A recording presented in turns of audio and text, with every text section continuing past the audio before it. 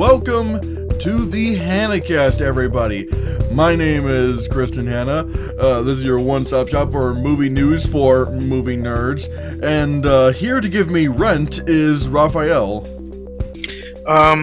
Look, about the rent. I can't pay you the rent, but if you could send me your daughter to make me some cake, that would be rad. Well, you are a good woman. I am good man. This is good meme. Yes, it is. It truly is. We got... Yeah, sorry, guys, about the lack of podcasts, but you can blame this squarely on Raphael. I mean, if you really want to blame someone, blame the government. That's what I do. Exactly. That's how you deal with all your problems. You blame the government for blame the government, bro. Yeah. Lights not turning on, blame the government. Water stop running, blame the government. You don't have dying, blame the government. You don't got rent? Yeah, rent. Blame the government. I had to give the government rent first. I'm sorry, dude. Yeah, I mean, that's how it is in this world. It sucks, but yeah. So yeah, we got a lot of news to cover. Actually, I think I'm probably gonna take the sixth one, like the sixth topic, and make it the first one, considering, hey, what better than referencing Rent, the Rent guy, Mr. Ditkovich, from Spider-Man 2 and 3, than talking about this new thing that came out yesterday. This involves a little bit of a spoiler of Spider-Man Far From Home. It's not really a major spoiler. It's really not. But I will say, if you have not seen Spider-Man Far From Home and you don't want to know anything that happens in the mid-credit scene, then skip over this topic. Again, it's not any, well, we're not gonna be talking about like the big plot thing that was in it, but basically something pops up in the mid-credits of Spider-Man Far From Home, and if you don't want to see that, or I mean, if you don't want to hear the spoiler, then click on to the next subject. There's timestamps below. Okay, I'm gonna let you pause it right now. Have you paused it right now? Have you paused it? Okay, here we go. Apparently, Sony has actually legitimately launched the DailyBugle.net, and wouldn't you know it, it has a news video of J. Jonah Jameson being played by the great J.K. Simmons. And it's just as glorious as you think. What are your thoughts on this? I love it. I spent quite a few minutes browsing around the website last night when you texted me about it, and it floored me. I was really amazed. You open it and you see J. Jonah Jameson's beautiful face. Video is pretty funny, and there's also a really funny part of it called the Blip blog, and it's got a lot of good stuff, you know. I really never expected to see anything like this on the internet, but I'm glad it exists, and for it being such a small thing, it is just good to see that they put some work into it, and it's funny. I like it. Yeah, I just like.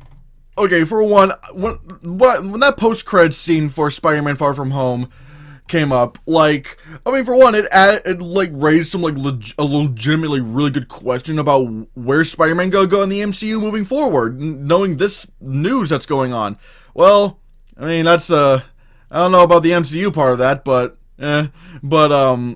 seeing that they brought back J.K. Simmons as J. Jonah Jameson. And look, everyone on my channel knows this. I really didn't care for the Tobey Maguire Spider-Man movies. I really didn't. But I will say the two things I always loved in those movies, Mr. Ditkovich, the Rhett guy, and especially J.K. Simmons as J. Jonah Jameson. He was the one consistently perfect thing throughout that entire trilogy. And I just always got a laugh whenever he popped up on screen, and seeing that he's now he is still our J. Jonah Jameson. Because, like, usually I'm fine if you recast. Hell, I would still be fine if they decided to recast J. Jonah Jameson.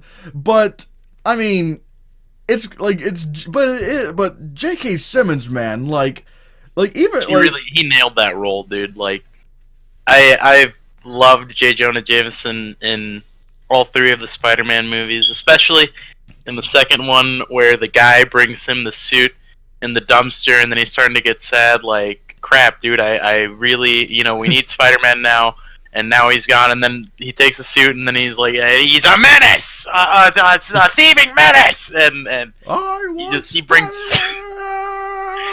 so much to the role, and he really, for me at least, when I think about J. Jonah Jameson, 9 times out of 10, I'm thinking of some scene involving J.K. Simmons. Yeah. And I'm really happy that he gets to do it some more. Exactly, and one thing I love about what they've been doing with the J. Jonah Jameson character, not just in this, but in things like Ultimate Spider-Man or in the Spider-Man video game that came out last year, like they've changed J. Jonah Jameson from just being a newspaper editor to him being I'm not gonna get too political here, but they turn him into sort of like an Alex Jones type of guy, who just like gets on a show and just rants about everything. Again, I'm not gonna get too political on this, but there's no denying the resemblance of what kind of profession he does in the type of when it comes to news and whatnot. And yeah, I mean, if all he needs to be Alex Jones is a website where he sells snake oil and fake supplements to people, and then he's out, and then he's done it. It's not even a meme anymore. He's transcended. Yeah. And again, I feel like this, doing this, changing, makes the character a little bit more relevant because, the way we get news today isn't the same way we got news in the 40s or something. So I feel like this is a really good way of bringing J. Jonah Jameson into the modern world. And honestly, if they want to do maybe not weekly, but maybe a monthly news thing, if on the Daily Bugle website where every month you get a new J. Jonah Jameson video and it has J.K. Simmons, I would honestly be all for that. Cause it wouldn't be too long or whatever. Cause this is only 30 seconds. Maybe every month you do a 1 minute video where it's J.K. Simmons as J. Jonah Jameson and talking about his news and whatnot and his rants. I would honestly be all for that because I just I just love watching J.K. Simmons as J. Jonah Jameson. And if you guys also love J.K. Simmons, you should also watch Whiplash because wow, holy shit, that's a yeah. So. Yeah, Whiplash was an amazing movie, and J.K. Simmons really brought his 100% A game to that role. It was a ride. It was. So yeah, if you guys haven't checked out the dailybugle.net, I would really suggest checking it out. It is it's really funny. Yeah. The next topic we're going to be talking about was actually something that came up. That was actually apparently announced in April, but I just found this out this week.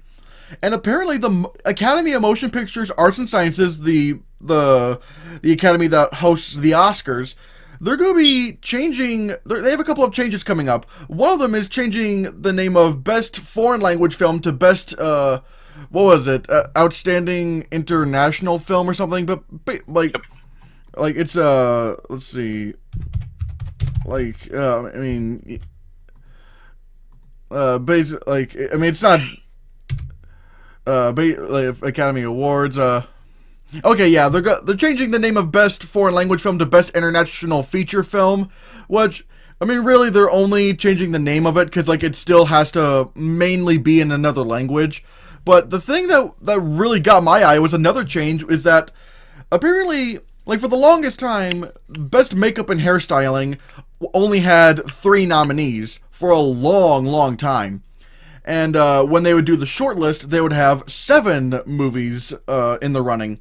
Now, starting next year's Oscars, meaning the movies of this year are eligible for this, they're going to be changing the number of the shortlist from 7 to 10, and changing the number of nominees from 3 to 5. I think this is a great idea. What do you think about this?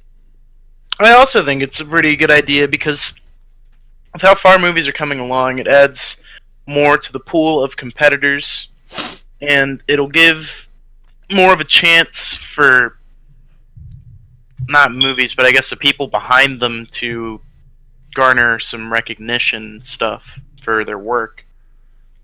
But and it'll definitely, at least in my opinion, give some more stuff to talk about, as they'll obviously have more nominees, so you'll have really more to sort of look at and make guesses to what might win. Yeah, and like, because like I feel like movie makeup is a little bit underappreciated because there are so many movies that have some incredible makeup effects. I feel like people overlook, like for example, like whether it's something like The Nutty Professor, where oh my god, how many like there's so many Eddie Murphys in that movie, which actually earned The Nutty Professor an Academy Award for makeup, or even when it's makeup like for example in Suicide Squad. And look, I know everyone likes to bash on Suicide Squad for winning an Oscar, but in my opinion, I feel like Suicide Squad that year deserved to win, especially with how creative they were with the hairstyling of all the characters, and especially the makeup on Killer Croc, which I didn't even think you could do with makeup. I thought you would have to do that with CGI. But yeah, if only they were as competent with their makeup. Or if only they were as competent with their writing and direction as they were with their makeup. Oof. Again, I thought the movie was alright, but whatever. But, like, again... It really wasn't. It was. But, whatever. No, not at all. But, like, you know... But again, like, yeah, the makeup was really, really good. And, you know, there's also movies that have makeup that's so good that's actually kind of strange to look at, because it's like, I can't believe that's makeup. Like, for example, with turning Christian Bale in Vice. Yeah. Which, at that point, technically with that film, it was sort of a mix of both Christian Bale getting really fat and probably some of the, some really, almost invisible makeup, because it's I honestly don't know where the fat begins and the makeup begins or whatnot. It's just like, and honestly, I feel like this is a great idea because, I feel like there have been a lot of movies that have, that I thought were well deserving and that really should have gotten a Best Makeup nomination, but they ultimately didn't. And for me, my number one snub for Best Makeup will still be Tropic Thunder. I don't know. Yeah. I don't know how. Granted, I think the nominees that year were Dark Knight, Hellboy 2, The Golden Army, and The Curious Case of Benjamin Button. I feel like if there were 5 nominees, Tropic Thunder would have easily been on there, because I feel like what they did. For sure, dude. They turned Robert Downey Jr. into an entire black man.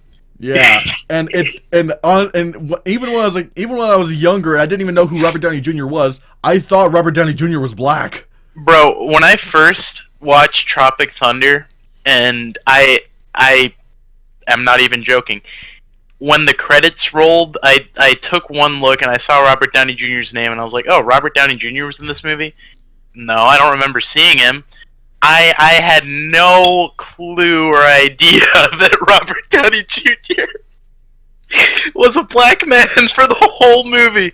I was really just kind of floored. It was incredible. And the fact that didn't win, or at least get some nomination for Oscars with makeup, especially because the makeup in general, not just Robert Downey Jr., but everyone else, everything else in that movie. Yeah, Tom Cruise. It was on spot, dude. It was great. Yeah, I feel like this is a great idea, changing, bringing up the nominees from 3 to 5. Hell, I've done 5 nominees for makeup ever since I started my Nerdy Movie Awards. Granted, the Nerdy Movie Awards is nowhere near as high quality as Oscars, and Bro, are you saying they're stealing your thunder? Yes, they are. They are stealing my thunder. The Oscars are a menace. We're gonna sue them. You hear us, Oscar? You're gonna be hearing from ChristianTylerHannah's lawyers. If I had any. Just find one, bro. This is an open shut case. You'd have to be a fool not to take it. Exactly. That is true. And if you guys really want to see some really good makeup, check out this. I don't know where you'd be able to find it, but there was this sci-fi channel show called Face Off. Oh yeah. Yeah, and the makeup is like how they're able to do certain makeup effects is really awe-inspiring. So yeah, I'm really glad of this. So yeah, apparently our next topic. Now, if you guys already know this, I was not a fan of Jurassic World: Fallen Kingdom at all. Because it was mainly because of its ridiculous writing. Ridiculous. I think you missaid incompetent, dude. Yeah, they really botched Fallen Kingdom. Like, wow. Especially that ending. Like that ending. And they also botched Raphael over there. So yeah, dude, I'm suing them, bro. They took my likeness without my permission, and if I would have known that that's what they were going to use it for, I would have never said yes. Yeah, exactly. This is like, but anyway, but yeah, there was a short film that was released a couple weeks ago. I guess it's tension filled and whatnot. But the thing that we're talking about this week is apparently Jurassic World 3 is going to be bringing back the classic trio: Sam Neill, Laura Dern, Jeff Goldblum. Jeff Goldblum was sort of in Fallen Kingdom, except really if you not really at all. Really, if you saw the trailers, you basically saw all of Jeff Goldblum. I'm so confused as to why they felt the need. Well, I understand why they felt the need to put him in the movie. Jeff Goldblum, that's going to get some people in your movie theater for sure. But, like, you're not wrong when you say that, dude. If you saw the trailer for Fallen Kingdom, you have seen Jeff Goldblum's entire performance in that movie, and what a waste. I just don't know why they marketed Jeff. Like, if it was like a cameo or whatnot, like where they didn't announce it, like okay, but they but they were putting him in all the trailers and whatnot and saying Jeff Goldblum's back, and yeah, and now they're bringing Sam Neill and Laura Dern into this, which. Granted, I love this trio. All three of them I thought were great characters in Jurassic Park, but after Fallen Kingdom, I just can't get excited over this news, because it's like, I don't have faith in Colin Trevorrow as a writer and director. It's just... when they announced that the original cast was coming back for Star Wars The Force Awakens, I was excited for this. I got excited for that because I knew that, J.J. Abrams was he's an incredible filmmaker, and so I knew he wouldn't let us down. But, with Colin Trevorrow, I thought the first Jurassic World was okay, but man, that second one was so bad, and, just missed the mark on so many levels, and... what do you think of them bringing Sam Neill, Laura Dern, and Jeff Goldblum back for Jurassic World 3? I don't know. I'm kind of on the same boat as you are with that because, after the follow-up to Jurassic World, with that movie, dude, with Fallen Kingdom, anything coming after that, it's going to be hard to get me excited for because they really just... I don't think since Star Wars Episode 2, The Clone Wars... have I ever seen a follow-up that was as disappointing and just bad as Jurassic World: Fallen Kingdom? The short film that they did just now was all right. I can't really compare it to Fallen Kingdom because it's two completely separate mediums. One's like an 8-minute short, the other one's a whole movie. Obviously, I probably enjoyed the short more, but I only enjoyed it more because A, there was less of it, and B, it wasn't as terrible as Fallen Kingdom. But that's not saying a lot because it's not hard to improve on garbage. I personally didn't think Fallen Kingdom was terrible bad, but because I could find a few, there's enough redeeming qualities in there, but it's like, for me, it's like Jurassic World: Fallen Kingdom for me is like on thin ice, on the verge of being terrible, but that's just me. But I hope that this time around, at the very least, that they're gonna do something with Jeff Goldblum and not just market him as the centerpiece to their film, to have him just do absolutely nothing. But I don't know. Like I said, it's hit or miss. I'm not holding my breath for Jurassic World 3. But if I do hear good things about it, I will definitely check it out. I'm going to see it regardless because it's Jurassic. It's the Jurassic Park franchise, but again, like I'm pretty sure, I'm pretty sure they're going to be good in the movie. Like the performances were never my problem in Jurassic World, but man, I just don't know if I have any faith in the writing because. So yeah, guys, what do you think of Jurassic World 3 bringing back Sam Neill, Laura Dern, and Jeff Goldblum? I mean, are you excited for this, or does it really not do anything for you, or you like, I don't know. But yeah, let me know in the comments below. And yeah, this next topic is one that actually does get me excited because I do have faith in this filmmaker. Now, as we know, Matt Reeves is he's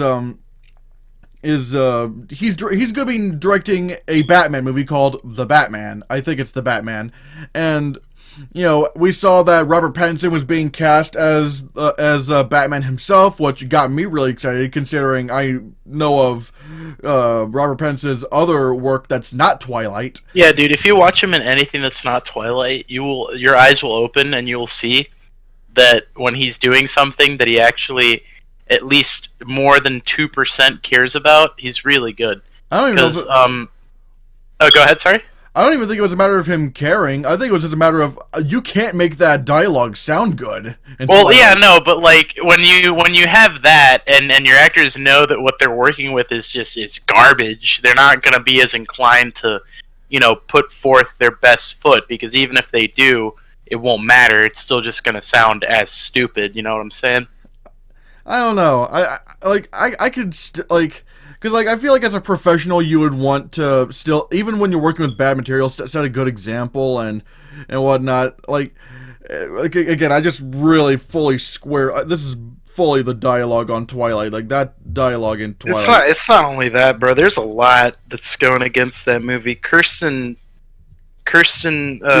Stewart. I don't blame her for making one face throughout the entirety of that saga of movies, because it's bad. The special effects are bad. The cinematography is something else. It's almost as bad as like that first Hunger Games movie where they couldn't even. Yeah, dude. Werewolf. Like Werewolf X Baby Love. Yeah, dude. Dude.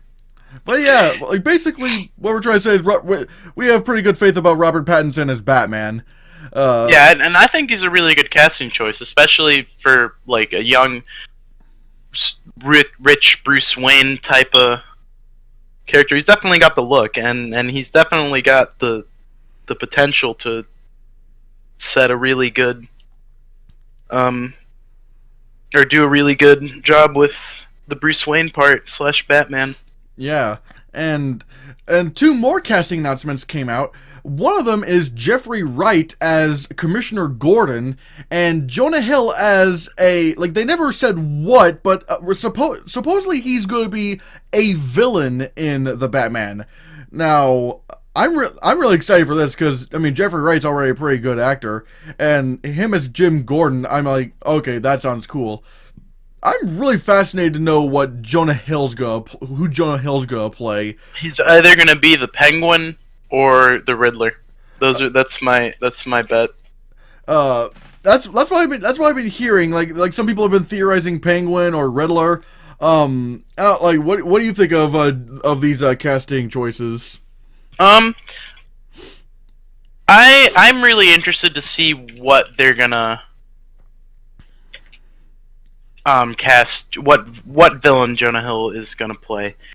I personally really like Jeffrey Wright. I liked him in Casino Royale. I love him in Westworld. He's one of my favorite parts of Westworld. And I think that having him playing Jim Gordon is a really good decision because he's definitely old enough to be Jim Gordon, but he's got that sort of weathered, gruff look about him. that sort of gives you that, cop who's seen a lot of years in the field and working, sort of vibe. As for Jonah Hill, I really think I have a strong feeling about the Penguin.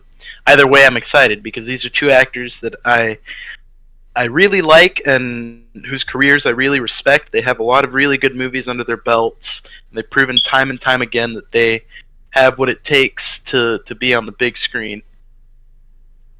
I agree. And Jonah Hill came out of he was already the funny guy, but he just came out of nowhere as a dramatic actor. Like when he was not he's a 2-time Academy Award nominated actor. But for Best Supporting Actor for Moneyball and Best Supporting Actor for The Wolf of Wall Street. I mean, it's insane how good he's really turned out to be nowadays. If you have the chance on Netflix, there's this short miniseries that he did that was directed by Cary Joji Fukunaga. It's called Maniac. Him and Emma Stone are both in it, and it's a really it's a head trip for sure. It's a really weird concept, but the show itself is really good. I've seen it twice. I think there are 6 or 7 episodes. It's a mini series, so you could definitely watch it in one night if you really tried. But if you haven't seen it, I would definitely recommend checking it out. It should still be on Netflix. It's called Maniac, but Jonah Hill does a fantastic job in it, and it's a really different kind of role. I definitely do recommend it if you guys have only seen him in his comedic stuff like 21 and Jump Street 21 Jump Street and the sequel and the boatloads of other comedy that he's done, but this is one of his more serious roles, and I think he does a great job in it. Oh yeah. Yeah, I'm really excited for Jonah Hill as whatever he's going to be playing, because I mean, again, I feel like he's a really good actor. I actually would really be interested to see him as the Riddler, because I've always really liked I really like the Riddler, depending on where you go from him when it comes to different portrayals of him. Like, of course, there's the Jim Carrey one from Batman Forever. Classic. Yeah, dude, the classic. I for me, Batman Forever is one of the most meh movies I've ever seen, but I thought Jim Carrey was great in it. And of course, there's the Riddler from Batman the Animated Series and the Arkham games, which I would love to see Jonah Hill play that kind of Riddler, like that. He's so methodical and whatnot, and I think that would be really, really good. Yeah, I agree with that. The different portrayals of the Riddler, I definitely would be interested to see where someone like him would take it. Like you said, Batman Forever was pretty to say the least. I think the only thing I really did like about that movie was probably Jim Carrey. But I want to see what he would do with whatever role he's given, because he definitely has the chops. He's a really good actor, whether he's doing something kind of funny or something dramatic and serious. Yeah, I completely agree. I'm all for it. And this Batman movie in general sounds really interesting, because I think Matt Reeves said that this is going to be the movie where you finally see Batman as the world's greatest detective. It was going to be a noir kind of movie. I see. Yes, exactly. He does see. So, guys, what do you think of Jeffrey Wright as Jim Gordon and Jonah Hill as a mystery villain and Matt Reeves as the Batman? I'm really excited for this, so let me know in the comments. Speaking of Batman, one of my most anticipated movies of the year has been Joker. It looks really, really good. I love, the trailers have been incredible, especially the teaser trailer.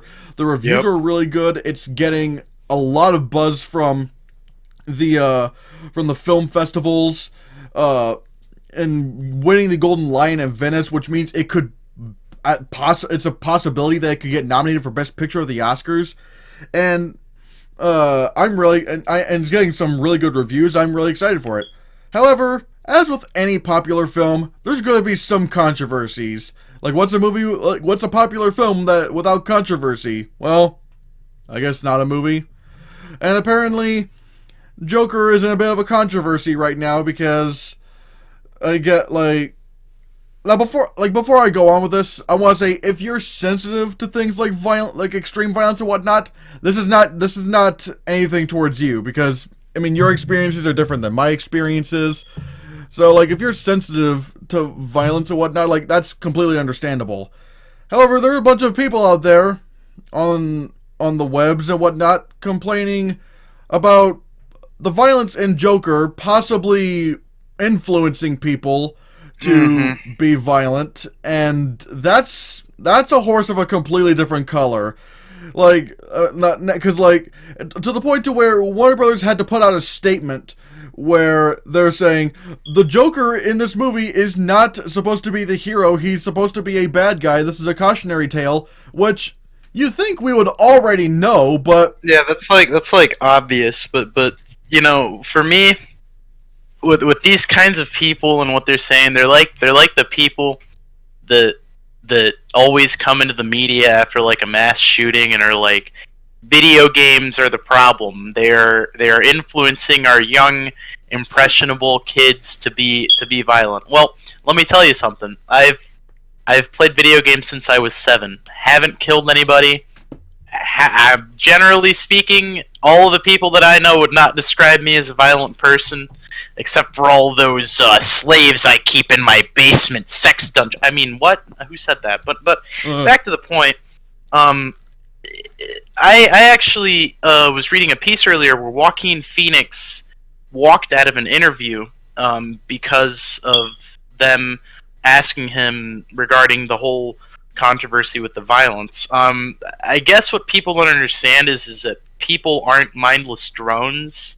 We don't just show up to movies and then leave the movie to go reenact everything we've seen in that movie. It's a movie. Everyone knows that unless you're watching a biopic, that most of the things in the movie aren't real life achievable things, and you shouldn't be, you know, just doing it because you saw it on a screen. Like, that's not how people work, and it's so ridiculous. Yeah, this, like, because look, I'm sorry people, but, you know, video game, I'm not going to get too political here, but what I will say is that, like, blaming media and movies and whatnot for, you know, real life problems. Yeah, like, well, I mean, like, for, you know, blaming video games for violence is just ridiculous. I mean, Japan plays way more video games than the United States and whatnot, and I mean, and that yet there's barely any gun violence in Japan or Canada. Like, Canada plays more video games than the United States per capita, and you know, even then, like, do we hear a lot about, you know, gun violence or violence in general in Canada? No. Hell, it's literally a whole meme that Canada is a pleasant place to live. Like, yeah, everyone says thank you and sorry about that and stuff. Yeah, exactly. But it's like, and claiming that, like, no, we should be clear. I have not seen Joker, but even then, like, no matter how violent Joker may be, and I'm actually pretty shocked to hear it's as violent as it is. Like, this is, like, if anybody, you know, kills anybody after watching this, that's on them. It's not the movie. Yeah, because that's just a crazy person, and a crazy person is gonna do crazy things, regardless of what movies they do or don't watch, or video games they do and don't play. Like, that's just focusing on the completely wrong thing in general. Yeah, like, it's just. It's ridiculous. Hell, even this, like, you know what the Sandy Hook, like, the guy who shot up Sandy Hook, you know what his favorite video game was? Which one? Dance Dance Revolution. Oh, bro, no, that'll turn you into a serial killer, dude. I know. I mean, once I hear, the song "Watch Me Whippin' Nene," I just want to just whip out my gun and start shooting a bunch of kids. Yeah, start whipping and naning some kids into the afterlife. Okay, I wonder if I should. I'm wondering if I should actually keep that. We're definitely on a list now. Yeah, we're oh god, we're horrible people. But it's not because of video games. It's because we're idiots. Yeah, there's a difference. Yes, exactly. I mean, but I've watched my fair share of Quentin Tarantino movies. I mean, shit, the ending of Inglourious Bastards is one of the bloodiest things you'll see in a while. Yeah, bro, I've seen No Country for Old Men, and I was perfectly fine after watching that movie. Didn't kill anybody. At least that I know of. Well, I mean, he hasn't seen the bones in the basement, but that's okay. I'll take you down there someday, Christian. It'll be the last day of your life. I don't want to go to the basement. Come on, Christian. No. I got some cool stuff down there. There's some ice cream and Kool-Aid. I do like ice cream and Kool-Aid. Not any sharp knives or rusty bayonets that I'm gonna stick into you. None of that. I don't even know what a bayonet is. I'm probably stupid. Shh. You'll find out soon enough. No, please. No. But regardless, this whole controversy is stupid. Again, if you are someone who is legit sensitive to violence in movies, this is not a complaint towards you, because again, different people are going to be sensitive to different things. Being sensitive to violence in movies is fine, but the people blaming, saying that Joker is going to cause people to be violent and whatnot, and claiming that the Joker in this movie is a hero. This is not no. Warner Brothers and Joaquin Phoenix, and Todd Phillips, all of them have said that this movie is a cautionary tale. It's not like this Joker guy is a villain. He's the main character, but he is the villain of the film. I mean, just to reiterate, we're not attacking anybody that has sensitivity to violence. It's a good thing to be sensitive to violence, in my opinion. I mean, that probably means you're not some messed up cretin weirdo. But anybody out there that's like, oh, this movie causes violence and mass shootings, and so do all these video games. If you think like that, go fuck yourself. Yeah, that's not it, Chief. Yeah, exactly. Just read the facts and just realize that blaming media for violence is just an excuse to not talk about real issues. Yeah, exactly. So and how to fix them. Because dude.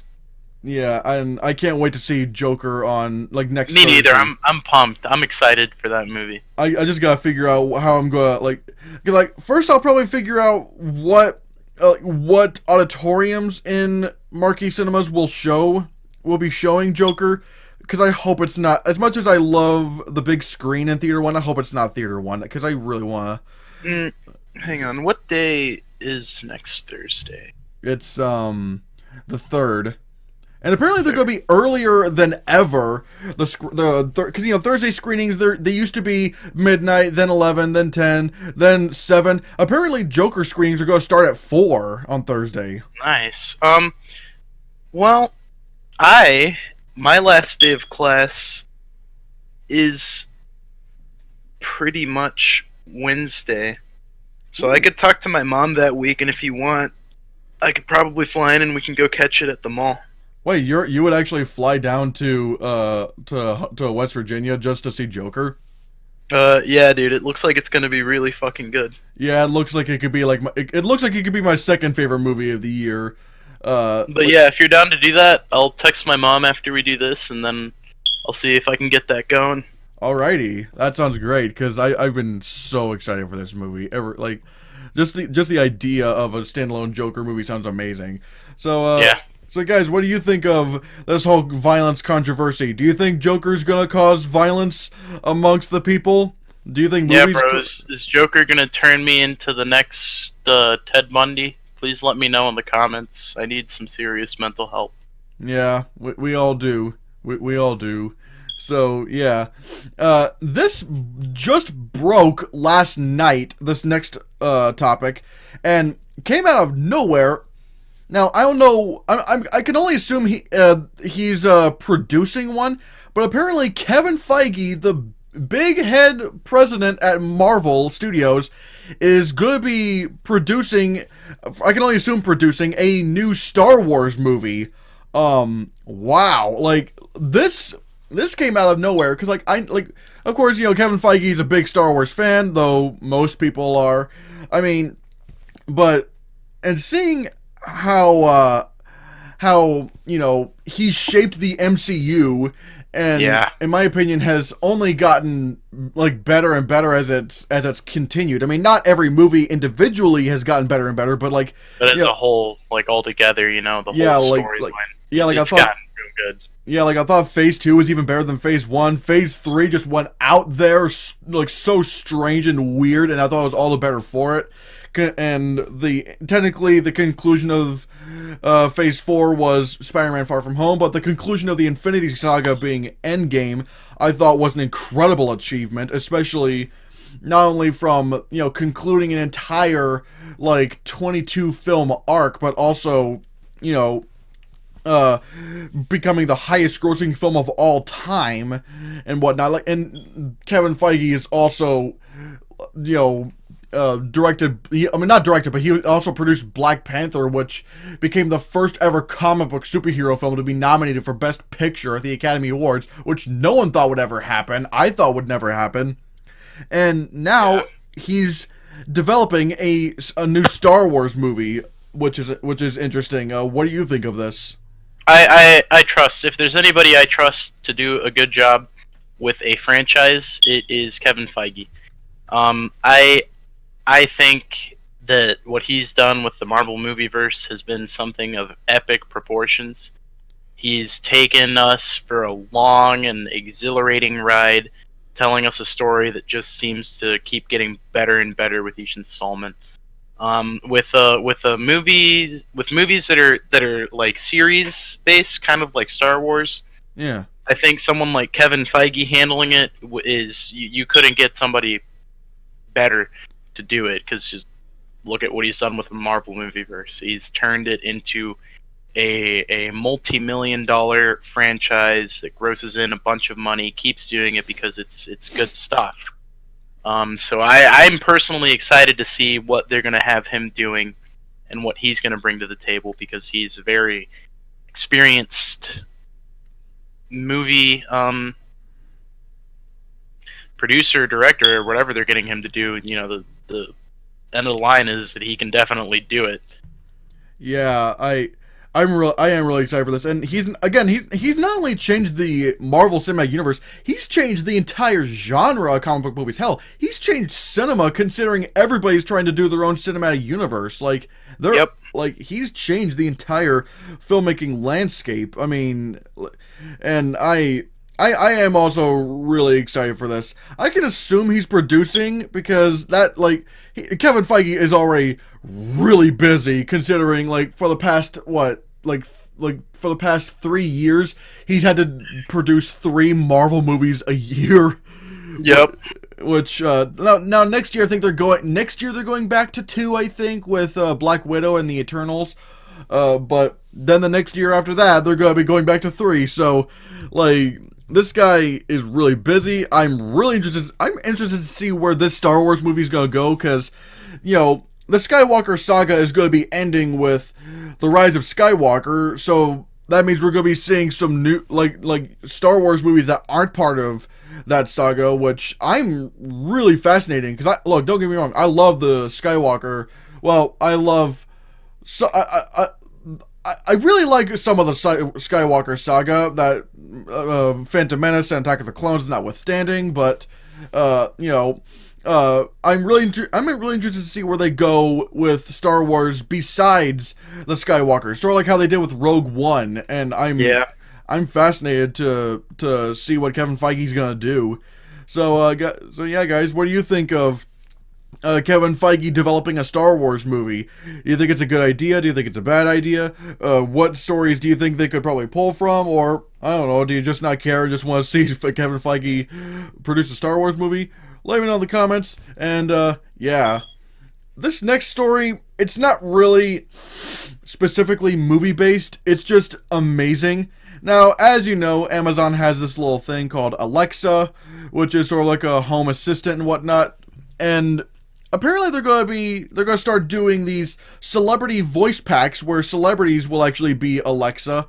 And the first one they're going to launch with is the man himself, Samuel L. Jackson, which I didn't tell you this in the topics here, but apparently, if this is correct, it'll include both a regular version and an explicit version. I knew about that. I did know about that. I'm excited for that, bro. I can't wait to ask my Alexa something and then hear it say what again, motherfucker? I dare you! I double dog dare you! I can't wait, bro. It's gonna be amazing. Yeah, I just want to wake up every morning to Samuel L. Jackson going, "Wake up, bitch!" And just... Or, I'm so sick and tired of these goddamn snakes on this goddamn plane! Or something, dude. I want it. I want it. You got the line wrong! You got the line wrong! It's motherfucking, isn't it? Yes. I'm tired of these motherfucking I'm sick and tired of these motherfucking snakes on this motherfucking plane! Yeah, dude. I want to wake up to that. I want to make that the alarm, and I want Alexa to scream that 100% volume into my ear as I slumber. Yes, exactly. I mean, who knows who else they could get for this? Like, I really hope it actually does have an explicit version, because if you get Samuel L. Jackson, you gotta get him to say motherfucker, dude. Like, what's even the point if he's not gonna say motherfucker? Or bitch. Like, I just want I want Samuel L. Jackson to call me a bitch, because that's amazing. Because I mean, he's probably the most quotable actor of all time, in my opinion. Because like there's so many Samuel L. Jackson quotes that you can just pull from, whether it's something like "Hold on to your butts," or again, "Say what again, motherfucker? I double dog dare you," or whatever it is, or whether it's "Where is my super suit? Where is my super suit?" from The Incredibles. It's just, God. Michelle, where is my super suit? And fun fact, I don't know if you know this from Captain America: The Winter Soldier, but did you notice the little Pulp Fiction Easter egg in that movie? No, I didn't. It's not. Well, I mean, I can't really say it's I don't really know if it's a spoiler, because I mean, we've seen Nick Fury in the MCU, so I guess it's not really a spoiler. But like in the movie, around the end of the movie, he fakes his death, and when you look at at his tombstone, you can actually, like, it says "The Path of the Righteous Man." Oh yeah. Yeah, so it's like a little Pulp Fiction Easter egg. Oh god, who doesn't love Samuel L. Jackson? Like, I want him to be my Alexa. Although I wonder if like you're going to actually refer to him as either Alexa, or if you're going to or if you address him as Samuel.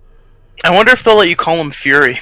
Oh, maybe. That'd be neat. Who knows? I would really. Or bad motherfucker. I'll address him as Your Highness, bad motherfucker.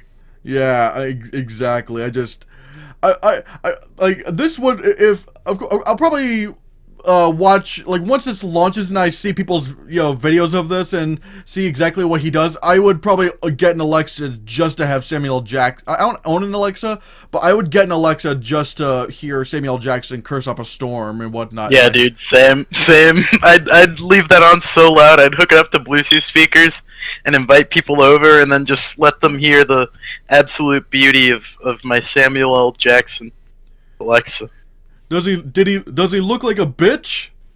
Why'd you try to fuck him like one? Oh my god, I love that so much.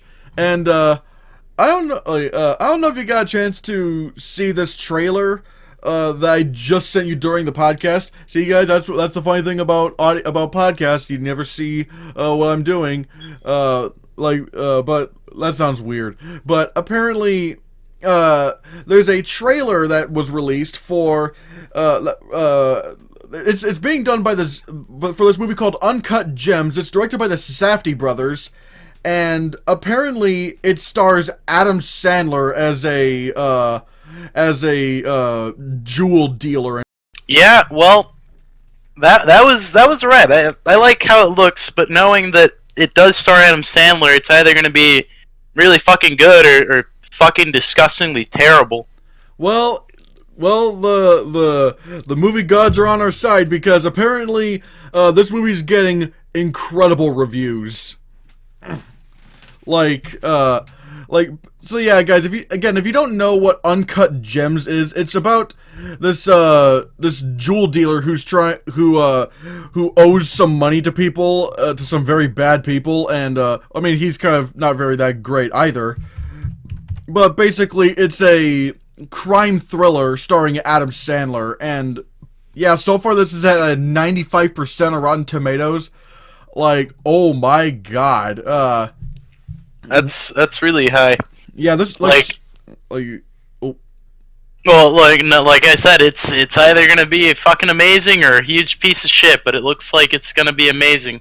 But that's the one thing I don't like about watching an Adam Sandler film. It's that there's never like a middle ground. I can't think of a lot of Adam Sandler movies that are just like okay. Like it's either really, really bad or like amazing, because like sure you can have stuff like what was the name of that movie where he collected all of those, not yogurts, oh god, oh no, not yogurt. It was so that he could go to Hawaii, see that chick. Oh, I know what you're talking about. It's Just Go With It. No, it wasn't Just Go With It. It was, I've seen that one too. Hang on. Are you talking about, oh wait, are you talking about 50 First Dates? I think, no, it was Punch Drunk Love. Oh, I haven't seen Punch Drunk Love. I want to see that. It's really good. It's really good. I do recommend it. But you have things that are amazing like that. Like Punch Drunk Love. But then you also have stuff like Grown Ups 2, or Sandy Wexler, Jack and Jill. 8 Crazy Nights. 8 Crazy Nights. The Pixels. There's so many. I didn't think Pixels. I thought Pixels was all right. Well, I got some bad news for you, dude. The Pixels is pretty fucking bad. Well, I can see why somebody wouldn't like it. I can see why, but there was like, for me, I thought it was all right. But I mean, again, I still think a lot of other Adam Sandler movies are garbage. Like of course, yeah, we talked about, you know, Jack and Jill, Grown Ups 2, and 8 Crazy Nights. Another one I feel like could contend for one of his worst movies is Blended, which was so boring and forgettable. Like, no one remembers Blended. I don't even know what that is. Exactly. It came out in 2014. It was the third movie starring him and Drew Barrymore. Literally. Bro, have you ever seen I Now Pronounce You Chuck and Larry? Oh no. Yeah. That movie, that like, it had good intentions, but man, no, dude, that's one of the few Adam Sandler movies that's not only awful, but it's also just fucking offensive, depending on who you are. Well, I mean, there's a lot of Adam Sandler movies that have offensive elements, and they're like, yeah, 8 Crazy Nights had Rob Schneider playing a Chinese food owner. I remember that. God, like, hopefully we can still do that 8 Crazy Nights review in December, cause I'm down, dude. Anytime I have to watch that fucking garbage dumpster fire of a movie, I'm excited. Yeah. Especially with the fucking. I think one of the worst parts about that movie had to be the animation job on the two little old people. What was his name? Was it Whitey or something? Oh yeah, Whitey, who also was played by Adam Sandler. If you didn't know, I did not know. Today I learned. Oh, I was actually being. I was joking. You actually didn't know he was Whitey?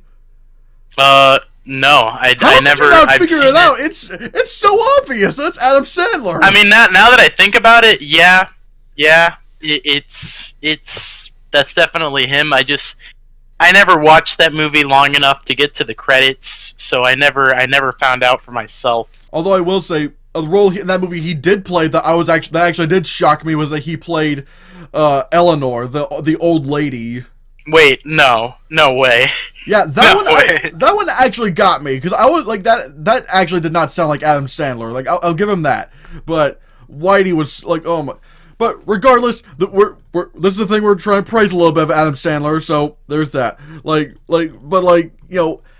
the uncut like Adam Sandler has done a lot of really good movies. I mean, I haven't seen Punch Drunk Love, but I've heard great things about it. I know you. I don't think you've seen this. It was called The Meyerowitz Stories, New and Selected. I had heard a lot of good things about it. Oh, but yeah. no, I haven't.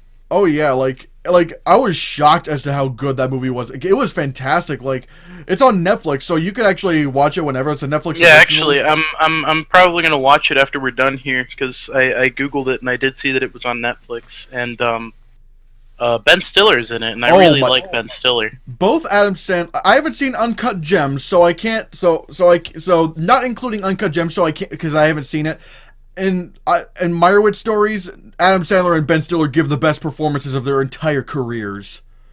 I mean, especially Ben Stiller, because like there's this again, no spoilers, but he has a speech in the movie and it is heart wrenching. I've never seen him this good in a movie, and Adam Sandler has never felt more real in a movie.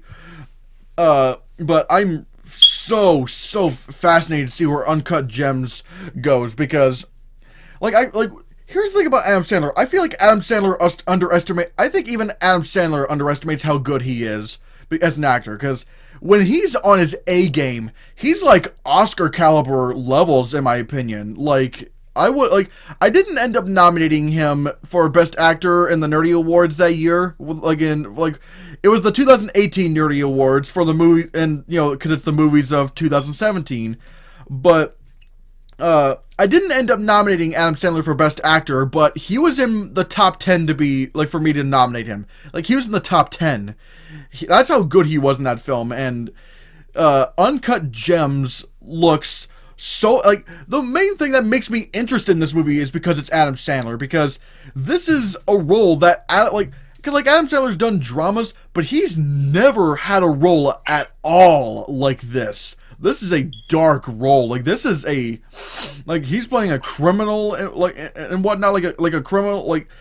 It's just this looks so good, and it's directed by the Safdie brothers, in which they were the directors of Good Time, starring Robert Pattinson. So yeah, any final thoughts on the Uncut Gems trailer and where and how and the whole Adam Sandler thing of him experimenting with more dramas?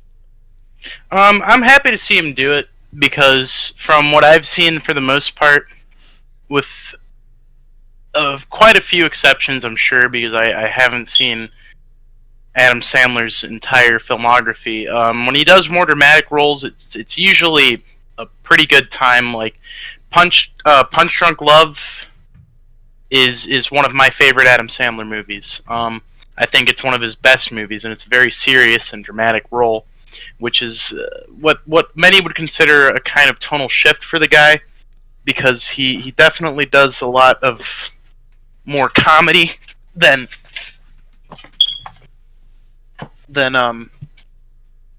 dramatic stuff. Yeah. And I'm really excited for this as well. Uncut Gems, like I said, it's from the directors of Good Time, and that had Robert Pattinson, and that really changed a lot of people into how they perceived Robert Pattinson. And it's A24, and granted, it's not always a guarantee about A24 making great movies, but they usually do. So yeah, for the most part. Yeah, I'm really excited for this, and considering the reviews, I feel like Adam Sandler should take note of this, because people are praising his name once again, something that rarely ever happens. So yeah, I'm super excited for Uncut Gems. I think it's releasing wide on Christmas Day, so there's that. So I was trying to think of a joke, but I couldn't really think of one. So, yeah, guys, I think that about probably does it for this week's installment of the Hannahcast. Again, sorry that we haven't been around here for a month, but,